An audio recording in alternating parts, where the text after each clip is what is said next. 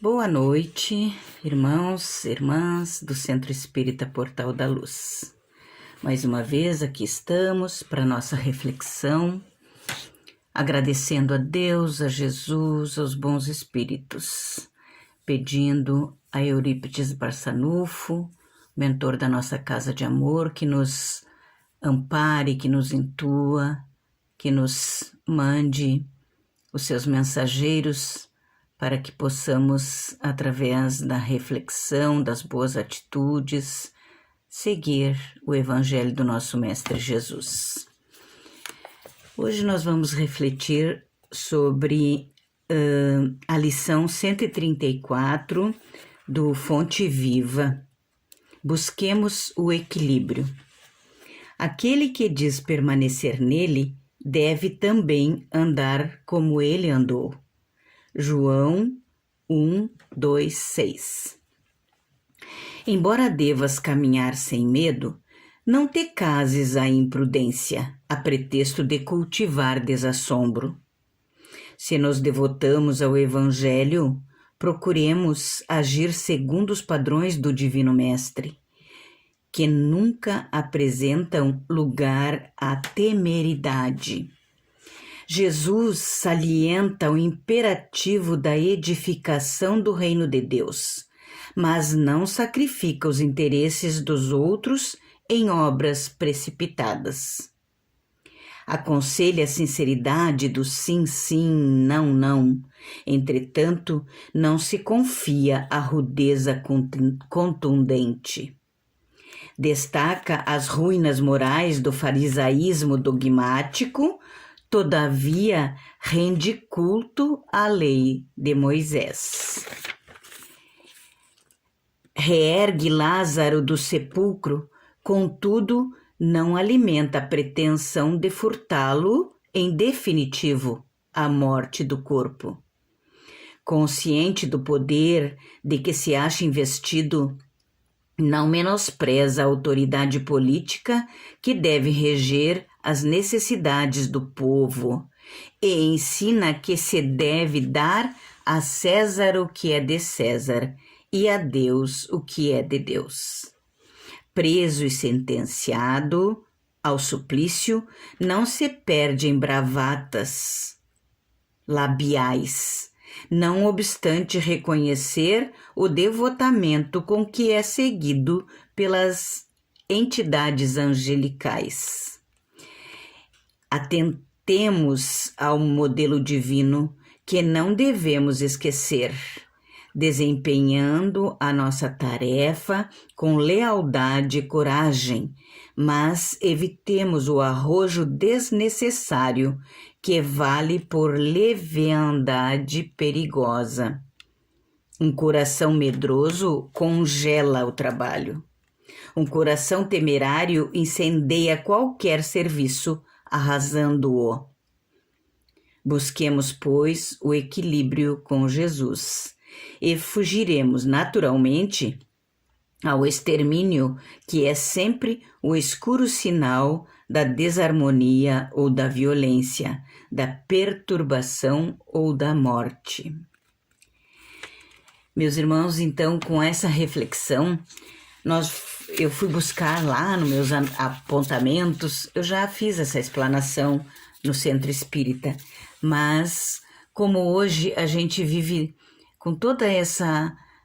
com esses problemas que vai desanimando a nossa fé, os nossos métodos de trabalho, então a gente tem que renovar esses nossos sentimentos através de uma boa reflexão, de saber o que devemos, como devemos agir.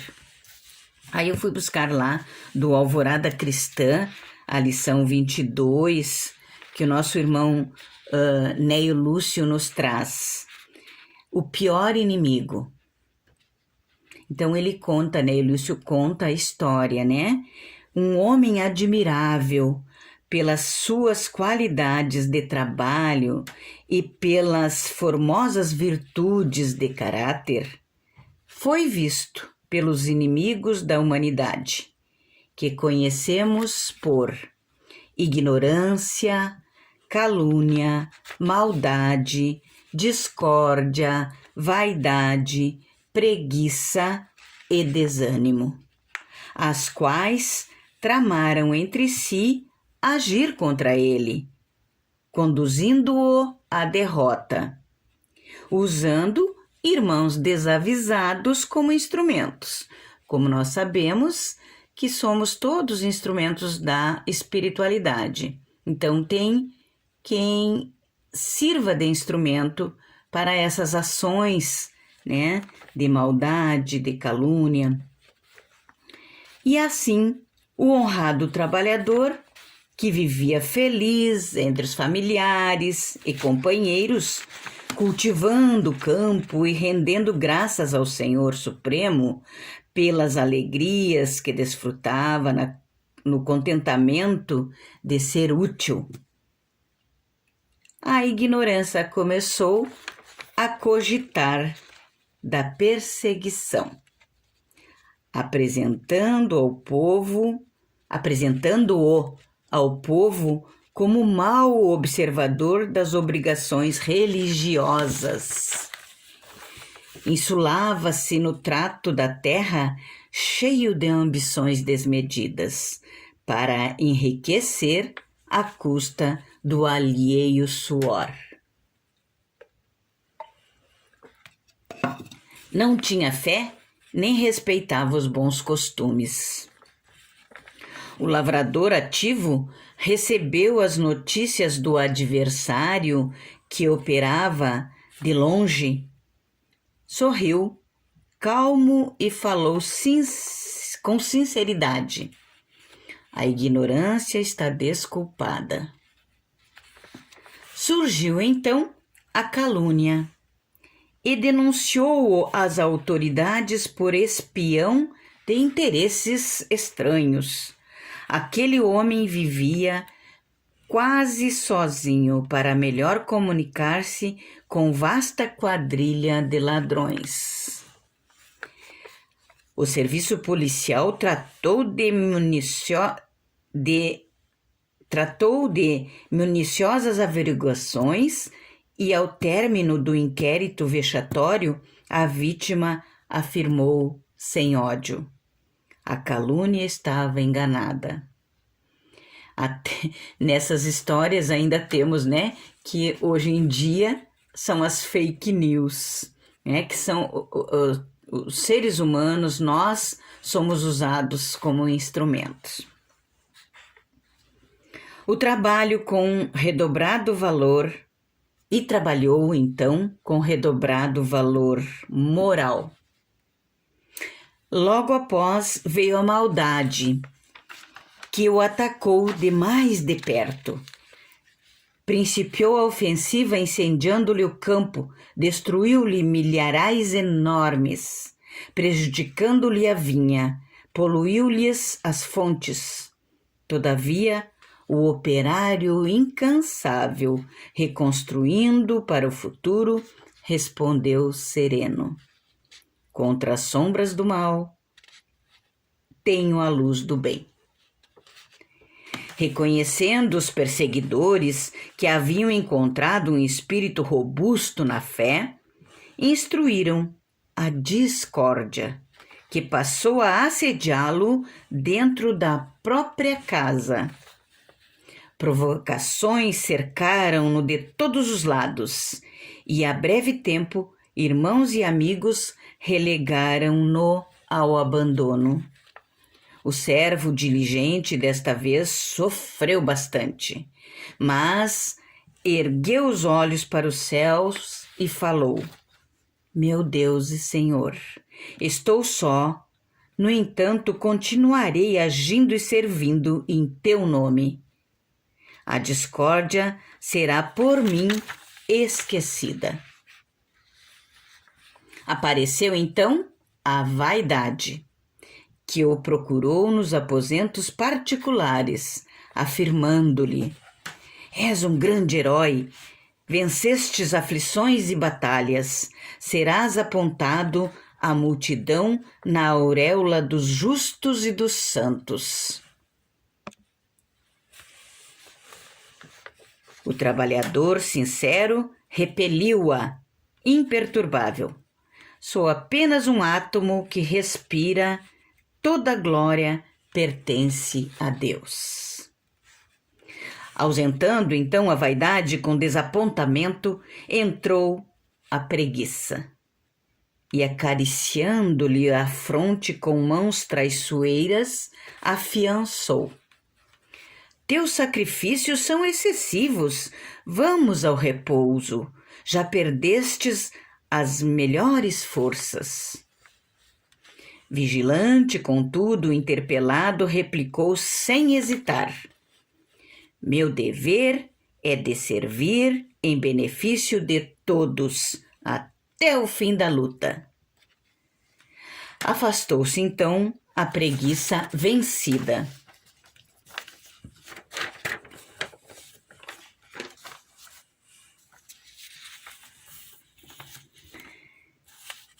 Daí o desânimo apareceu. Não atacou de longe, nem de perto.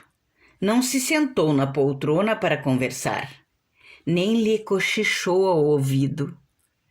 Entrou no seu coração.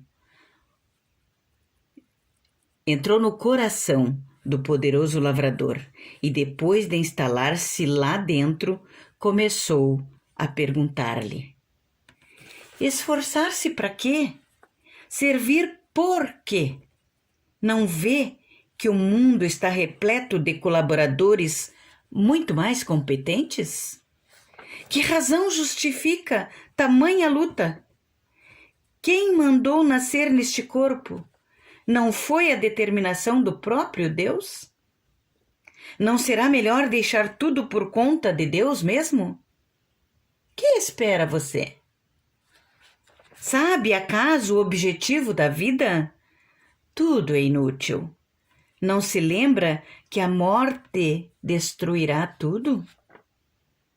Então, o homem forte e valoroso, que triunfara de muitos combates, começou a ouvir as interrogações do desânimo.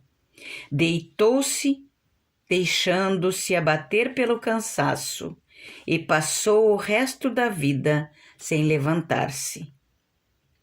A malfadada depressão, que hoje em dia vemos tanto acometer os nossos irmãos de jornada, todos aqueles que ainda temos falta de fé.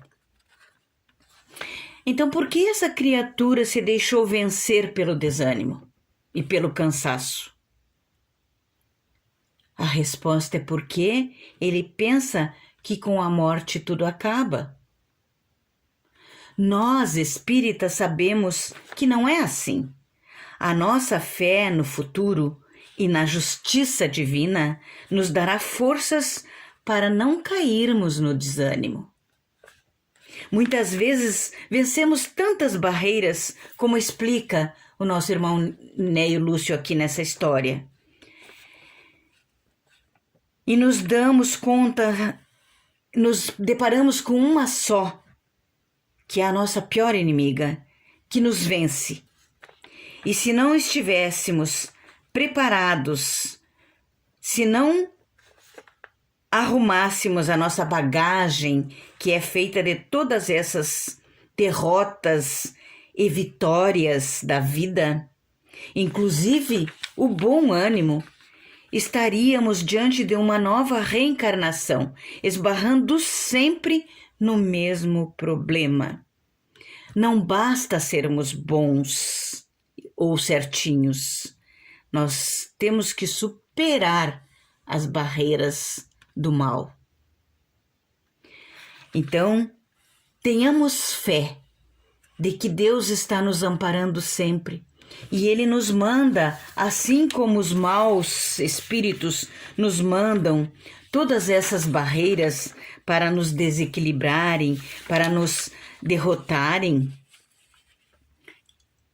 Tenhamos fé de que Deus também manda espíritos bons para nos intuírem, nos elevarem, nos darem forças para seguirmos em frente com as nossas tarefas. temos que continuar com muita força de vontade, mas acima de tudo, com muita força, fé em nosso Mestre Jesus, que não nos desampara nunca. E que quando nós estamos querendo cair em desânimo, sempre haverá uma mão amiga que nos trará ânimo, que nos levantará o ânimo e seguiremos em frente. Então, sejamos nós também essa mão amiga que levantará o nosso irmão caído na jornada. Não sejamos instrumentos de todas essas ações que levam à derrocada de todos nós que estamos aqui, sim, para progredir, para seguir em frente, através do amor incondicional de uns para com os outros. Então é compreensível que haja dias em que nos sintamos realmente muito cansados, levando-se em consideração essa vida agitada, os compromissos exigentes, a multiplicidade de afazeres que assumimos hoje em dia e também todas as dores da alma, os problemas que acarretam o nosso dia a dia.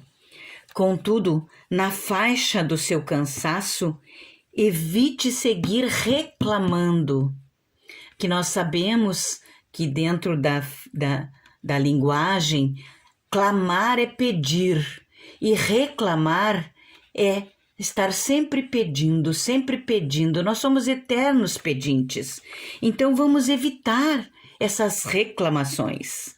Perceba que a lamentação não muda os quadros da sua vida. Se o cansaço realmente te preocupa, toma o caminho mais conveniente. Caso não possa fazê-lo, silencie, trabalhe e ore. Jesus já nos pedia, orai e vigiai. E se nós ainda assim nos sentirmos debilitados, busquemos ajuda.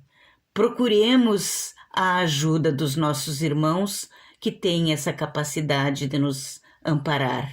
Sejam os espíritos superiores, sejam os nossos irmãos de jornada, né, que estão aí prontos para nos ajudar.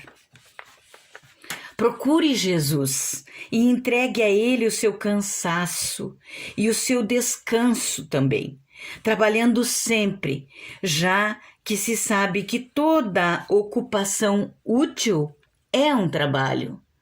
Será através das reflexões, das orações, agora mesmo que estamos trabalhando online, né? A gente está sim trabalhando, pedindo pelos nossos irmãos de jornada, por aqueles que não estão tendo a mesma oportunidade que nós, de estudo, de reflexão, né? de evolução. Os espíritos superiores repousam, modificando as atividades, renovando desta forma as alegrias da alma. Eu e meu Pai trabalhamos sempre, nos diz Jesus. Cuide-se, trate-se, mas renove-se também. Ilumine os campos internos da sua alma por meio de atividades que enriqueçam espiritualmente e que plenifiquem a sua alma verdadeiramente. Então, através dos bons pensamentos, através das boas atitudes, nós recobraremos o nosso bom ânimo. E também através das nossas lições do Evangelho, que o Cristo nos traz, que nós podemos reavaliar as nossas atitudes, renovar os nossos ânimos, que nós podemos, então, conquistar essas virtudes que são o contraponto de todas essas outras ações que nos trazem o desânimo. Não deixemos nos abater, porque hoje nós estamos vendo o quanto está sendo difícil para muitas pessoas, mas nós também sabemos que a fé nos leva além e que nós podemos superar todos esses problemas de hoje em dia através do bom ânimo e do equilíbrio que o nosso Mestre Jesus nos exemplifica. Então, meus irmãos, com essa reflexão, pedimos o amparo desses espíritos amoráveis que não nos desamparam nunca, que estão sempre prontos a nos ajudar. Basta que nos liguemos a eles. E só poderemos nos ligar a eles através da oração, através dos bons pensamentos, através das boas atitudes. Muito obrigada, Senhor, por esses momentos de reflexão. Muito obrigados, meus irmãos, que nós possamos, então, ter uma semana de muita paz, saúde e harmonia. Que assim seja.